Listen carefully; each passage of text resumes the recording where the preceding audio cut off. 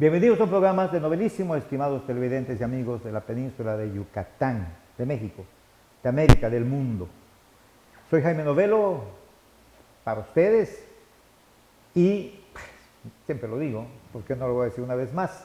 A través de los medios cibernéticos, pues allende cualquier frontera. Total, al fin y al cabo, vamos a hablar en este programa de la cultura, va a estar dedicado a la cultura. Que bueno, todos los programas de alguna manera están dedicados a ello, pero aquí sí vamos a hablar literalmente de la cultura. Para tal efecto, aceptó mi invitación un joven que acabo de conocer y que me ha causado una muy buena impresión a través de unos cursos que da en un lugar simpático, agradable, sencillo, ameno, coloquial, que se llama la Casa del Árbol, aquí en Cancún. Y por lo tanto, pues muchas gracias, mi estimado Aarón Herrera Méndez. Hola, gracias por la invitación.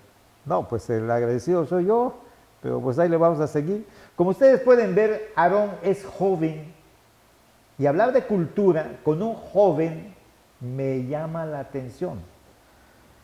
Cuando me dijeron que iba a impartir un curso sobre arte egipcio, se iba a impartir un curso breve en la Casa del Árbol, me imaginé encontrarme a un señor con todas las características de lo que es la adultez, la experiencia y la sabiduría, y me encuentro con un joven que se supo expresar y sabe muy bien cómo transmitir sus conocimientos e inquietar también a todos los que estábamos allá.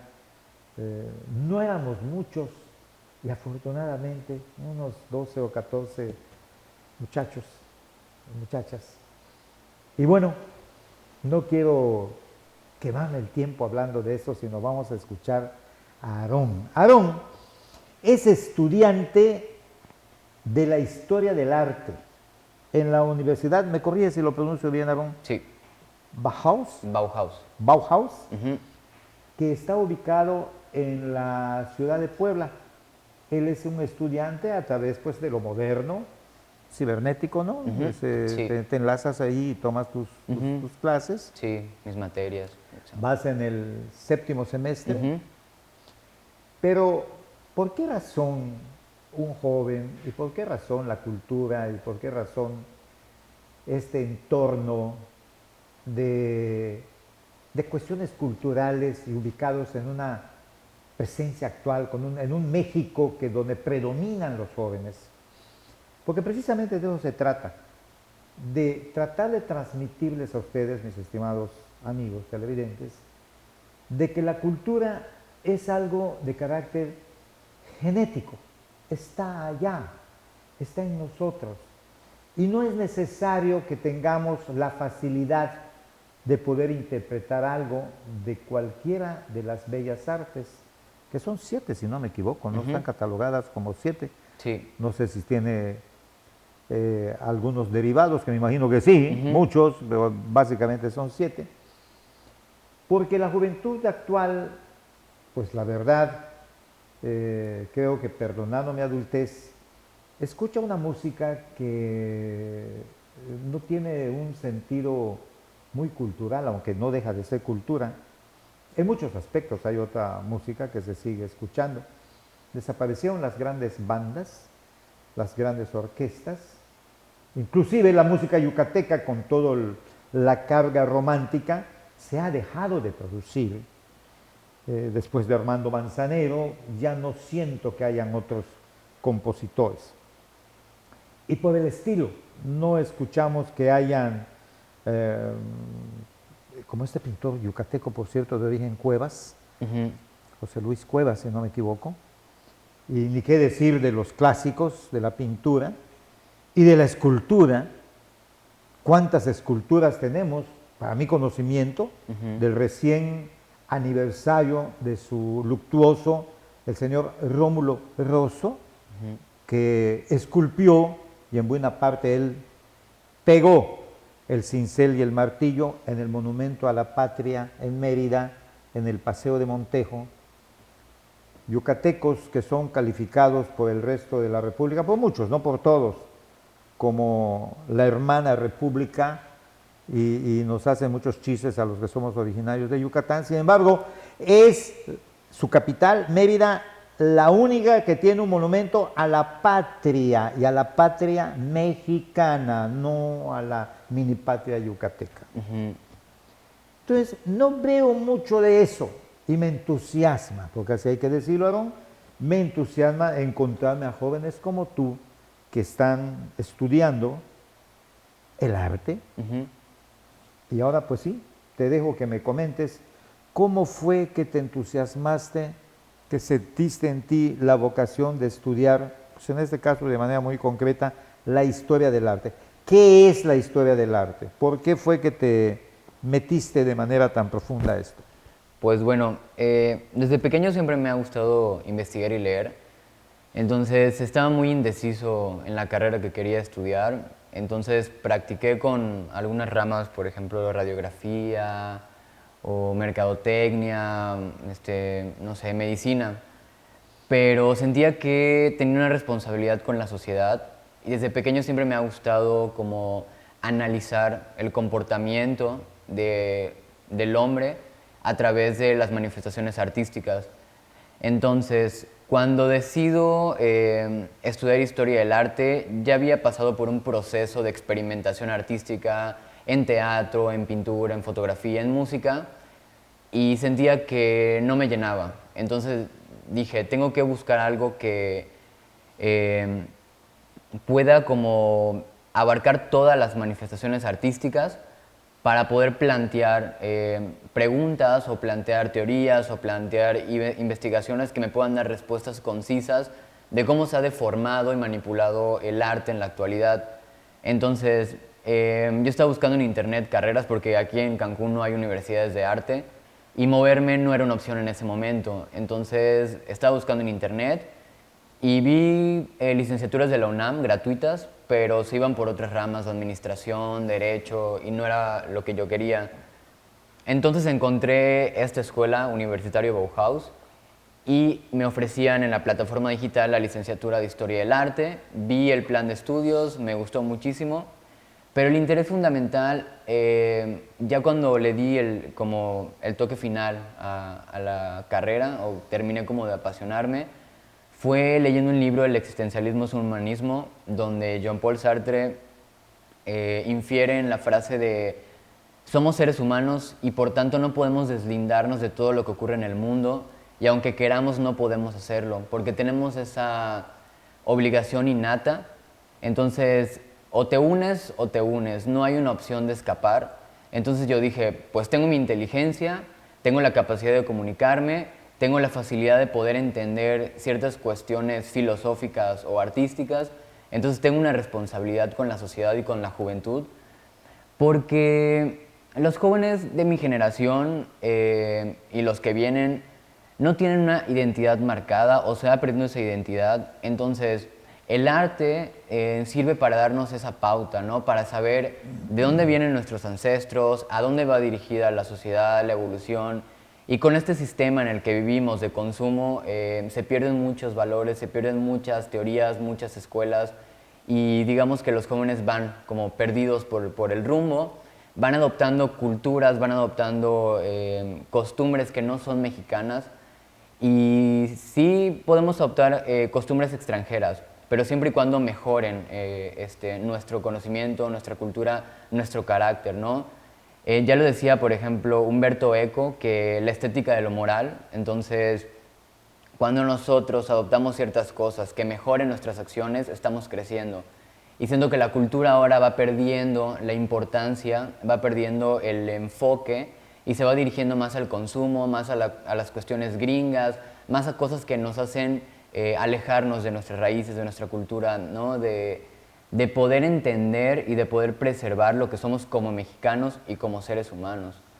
Entonces, sí, el arte universal tiene también esta tarea, ¿no? Este objetivo, porque a través del estudio de los grandes artistas podemos ver el intento de la manipulación de cosas como la luz, las proporciones, las matemáticas, las ciencias, Y si lo reducimos a la parte mexicana, también vemos la manipulación o tratar de preservar nuestra identidad a través de, por ejemplo, el muralismo, no sé, las vanguardias que han surgido por todos los contextos, por todas las peleas que hemos tenido en nuestro país, con tal de no vernos totalmente colonizados y de perder totalmente el linaje que marca para nosotros vivir en México, ¿no?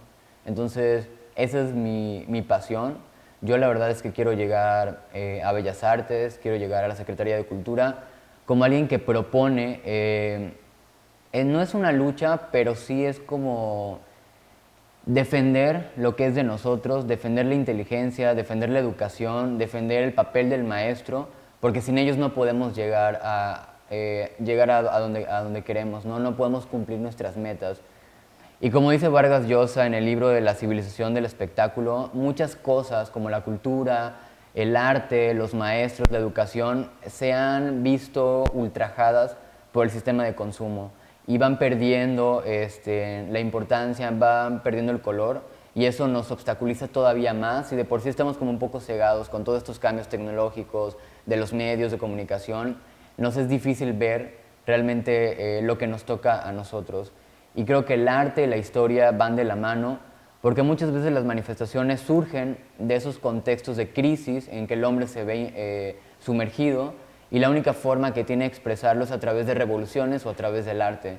Entonces, las revoluciones son importantes, pero generan a veces pérdida de vidas, pérdida económica, pérdida de la familia, de los valores, de muchas cosas que nos hacen comunicarnos, de estar cerca. Entonces el arte unifica.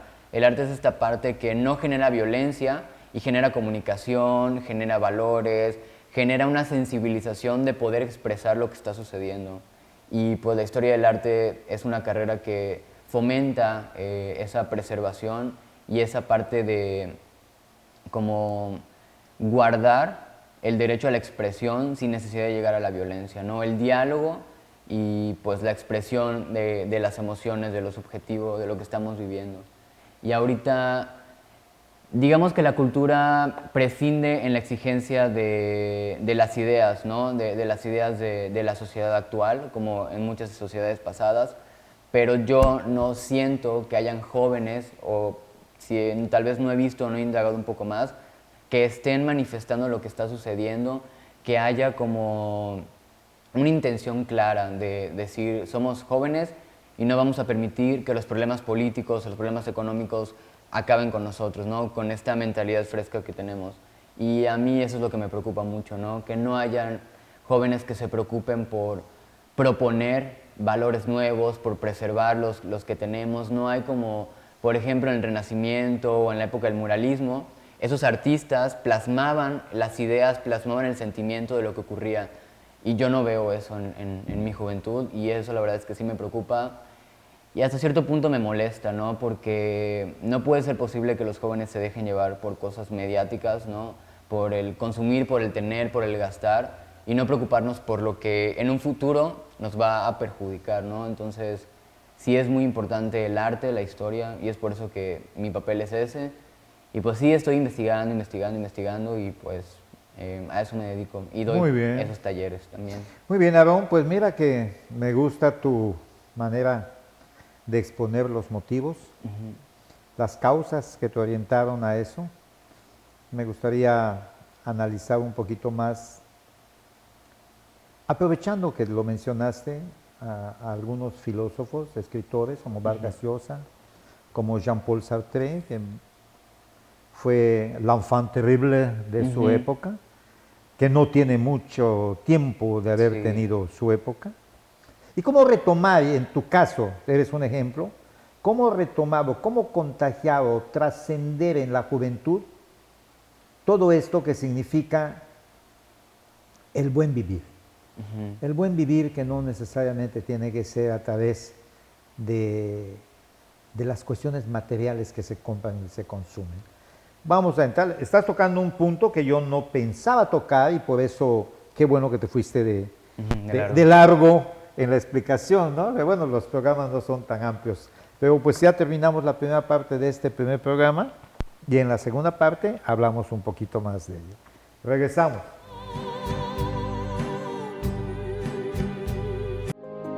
Las cosas que queremos, los proyectos que empiezan, las ilusiones concretadas necesitan una asesoría legal y una base concreta. Notaría 64. Respaldamos tus actos legalmente.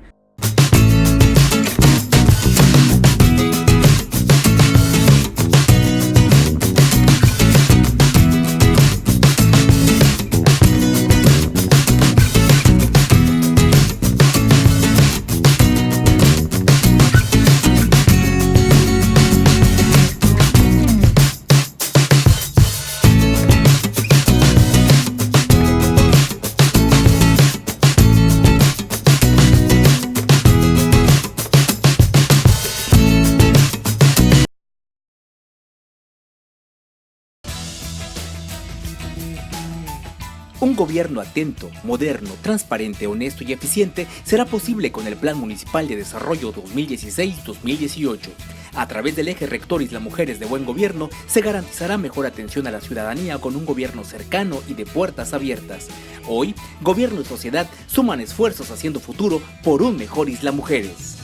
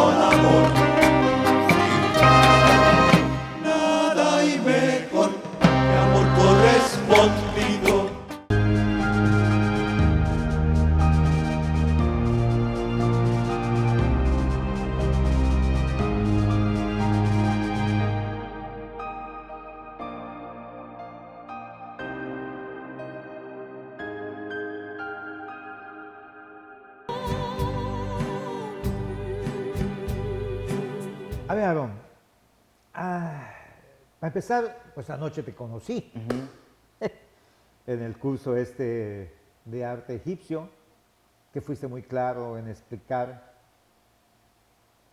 que nos llevaría muchas pláticas, por no llamarle de otra manera, en la cuestión del arte egipcio, que soy un admirador de toda mi vida del arte egipcio. Y el arte egipcio, por seguirlo poniendo como ejemplo, no es el arte por el arte desde mi punto de vista. Es el arte como una manifestación de toda una historia en un entorno de un día a día, un mes a mes y un año a año. Es lo que te muestra el arte, vuelvo a mencionar, puedo decir el arte celta, o puedo decir el arte maya, o puedo decir el arte hindú, que a través de su arte, su pintura, que hablamos de eso ayer, que por qué siempre ellos están de perfil y el cuerpo de frente, y hablamos también de la escritura, muy así, sobre la superficie, pero algo nos mostraste, pues que habían filósofos, habían escribas, habían dibujantes, habían escultores, lógicamente gente dedicada a esto, que les proveían a ellos por parte, siguiendo con el tema, por parte de los faraones, un modo de vida, de tal manera que no se distrayesen. Me imagino que si no fuese por alguna situación extrema, aquel joven pintor o escultor o tallador de la madera o de la piedra, no iba a la guerra si no era necesario, porque iban a perder por parte de los que mandaban, en este caso los faraones, iban a perder un elemento muy valioso, que no solamente los recreaba desde el punto de vista de lo que es la estética, sino que ellos sabían que estaban dejando Un legado. algo Ujú. y que la cohesión de los pueblos, cualquiera que esto sea, en buena parte viene siendo sus manifestaciones artísticas. Quiero aterrizar con lo que te estoy diciendo. ¿Qué sería de los yucatecos sin esa presumida, me voy a incluir, porque nací allá, aunque llevo 44 años acá en Cancún, ya no soy yucateco, ya soy un quintanarroense cancunense de origen yucateco y nunca me cansaré de decir esto. Pero, ¿qué sería de ellos sin el orgullo de su trova yucateca? Venida menos, porque ya dije, no he visto más producción, sino los tradicionales, Chancil, Palmerín, Guti Cárdenas. Guti Cárdenas.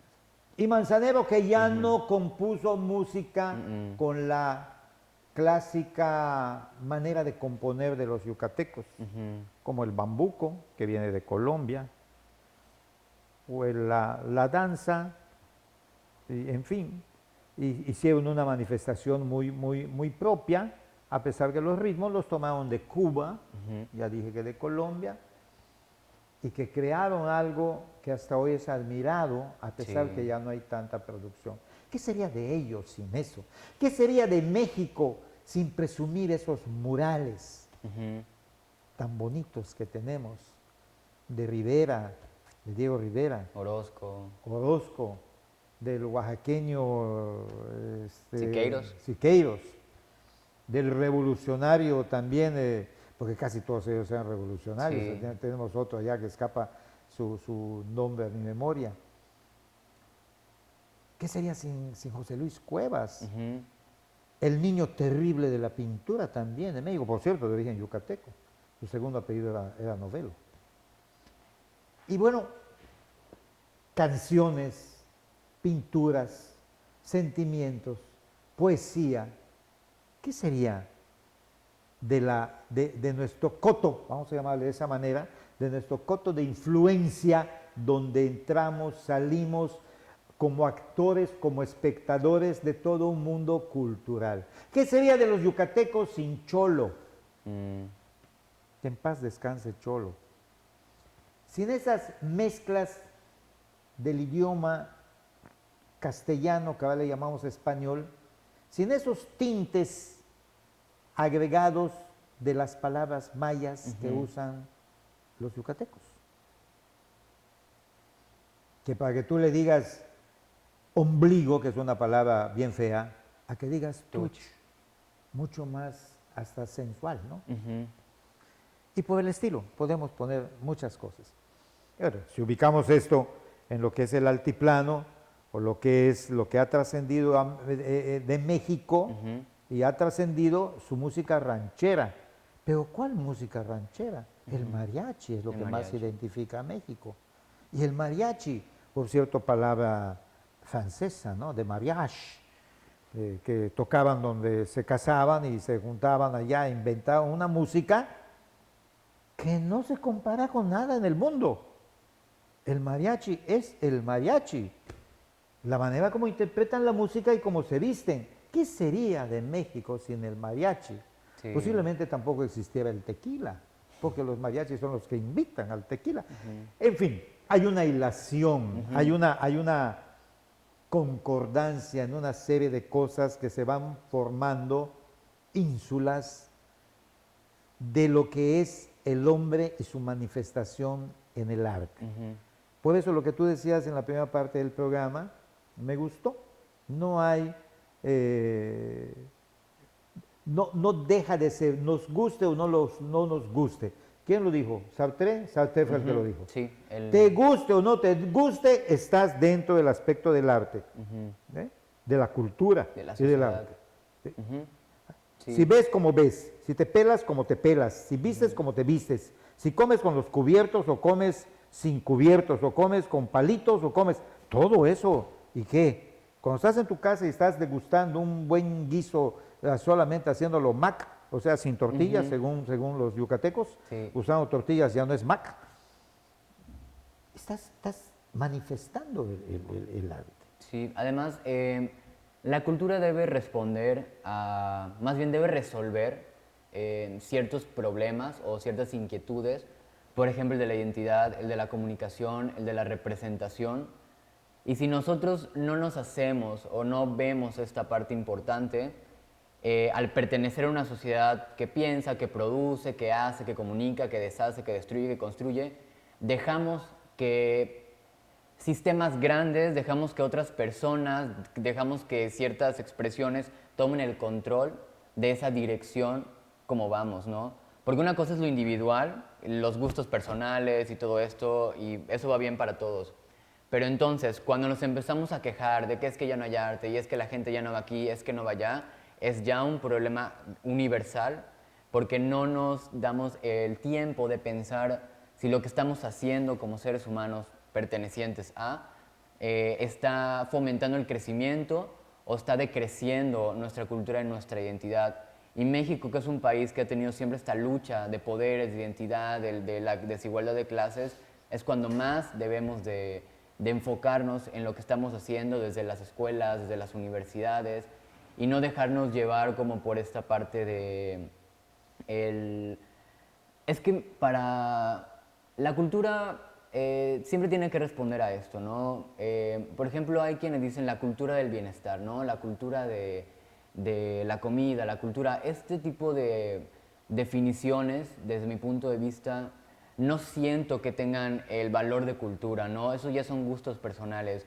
Y si nos dejamos seducir por este tipo de expresiones, entonces caemos en pues, divagaciones que nos van a confundir más y vamos a dejar a un lado el tomar acción. Y esto no va solamente con la actualidad, no va desde situaciones pasadas, y ese creo que ha sido el problema, que la gente se deja seducir y ahí lo deja, ¿no? Y son pocos los que estamos ahí como picando piedra, como diciendo, hey, no, por favor, piensen, hagan esto y no sé qué. Entonces, pues sí, el arte responde a esto, y además el conocimiento de una licenciatura, el conocimiento de cualquier carrera que nosotros tengamos, si la cultura no sostiene ese conocimiento, se pierde. Y volvemos nosotros a entrar a un sistema de proletariado, a un sistema de empleado-patrón, y vamos perdiéndonos en lo que sí podemos hacer y en dejar la inteligencia de un lado. Porque si nos dieron la inteligencia es para usarla a nuestro favor, y el arte ahora ya no responde a la inteligencia, sino más bien responde al intercambio monetario, de poner algo bonito, lo compro para adornar, ¿no? Ya no vemos quién hizo esto, para qué, en qué contexto se hizo, por qué estos materiales, por qué esta posición, por qué este tipo de técnica, por qué estos, no sé, mensajes dentro de alguna obra plástica, arquitectura o cualquier manifestación. ¿Tú consideras que ahorita estamos viviendo, culturalmente hablando, un slump? Entendiendo, estoy usando un argot, inclusive, si no me equivoco, es un anglicismo, ¿no? Una baja en el aspecto cultural, porque, por ejemplo, a los que nos gusta la historia, está bien definido, ¿eh? El Renacimiento, por algo le llamaban Renacimiento, porque existía en el mundo griego, en el mundo egipcio, en muchas manifestaciones de pueblos antiguos muy importantes. Luego cayeron en un vacío cultural. Se dejó de producir arte. Y por ahí de los 1300, 1400 empieza nuevamente a renacer hasta que llega a las excelsitudes, por poner lo más significativo, un Miguel Ángel, un Leonardo da Vinci, y por supuesto Goya, Velázquez, o los grandes pintores de franceses, o los alemanes. Sí, los alemanes. En fin, y menciono a los europeos porque es nuestra cultura occidental, pero no dudo para nada que también haya trascendido al mundo del Medio Oriente o del Lejano Oriente. Lo que pasa es que nosotros desde las escuelas nos están enseñando todo lo que significa el mundo occidental y en esta cultura judeocristiana que tenemos, independientemente con el respeto para cualquier religión, pero lo que predomina es una cultura, religiosamente hablando, que es la religión es una cuestión sentimental y de fe, porque tú lo crees, ¿no? El arte y la cultura van más allá de eso, ¿no? Sí. No tienen patria, La cultura no tiene identificación. Va identificando a los pueblos donde se manifiestan, Exacto. pero no deja de ser la cultura olmeca, por hablar de algo muy antiguo en México, no deja de ser prima hermana de la cultura maya, o la cultura griega no deja de ser prima hermana de la cultura egipcia en sus manifestaciones, las que tenemos y las que nos han llegado hasta nuestro conocimiento, ¿no? Ya terminamos este primer programa y ni siquiera hemos entrado en materia, que aquí traigo apuntado de qué quería yo hablar contigo, por lo cual se hace necesario un segundo programa, que ya me hiciste el favor de aceptar, y por consiguiente no me queda más que darte las gracias para este primer programa, al cual te invité, y a ustedes, mis estimados televidentes y amigos, también muchas gracias por la preferencia de su atención, y hasta la próxima, que la próxima va a seguir siendo con Aarón y también hablando de la cultura y especialmente de la historia del arte. Muchas gracias.